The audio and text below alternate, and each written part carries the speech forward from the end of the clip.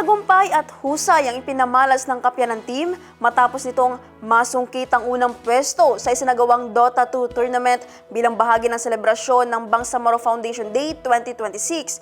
Ang kwentong tagumpay mula kay Jen Garcia. Nagwagi bilang first placer ang Kupunan ng Kapayapaan sa Pamayanan o Kapyanan Program sa Dota 2 tournament na inorganisa ng Bangsamoro Information and Communication Technology Office sa ilalim ng Office of the Chief Minister. Isinagawa ang torneo noong Enero 19, 2026 sa Net Central, Cotabato City bilang bahagi ng mga aktibidad para sa Bangsamoro Foundation Day 2026.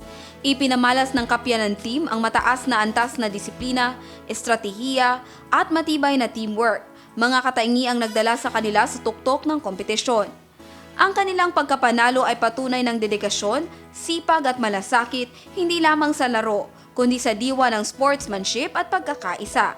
Ang naturang torneo ay dinaluhan ng iba't ibang kupunan na nagpakita ng matinding laban para sa titulo, dahilan upang maging mas makabuluhan ang tagumpay ng Kapyanan Team. Pinapurihan ng Kapyanan Team sa kanilang natatanging performance na nagsisilbing inspirasyon sa kabataang Bangsamoro na sa pamamagitan ng disiplina, pagtutulungan at determinasyon, abot kamay ang tagumpay sa anumang larangan.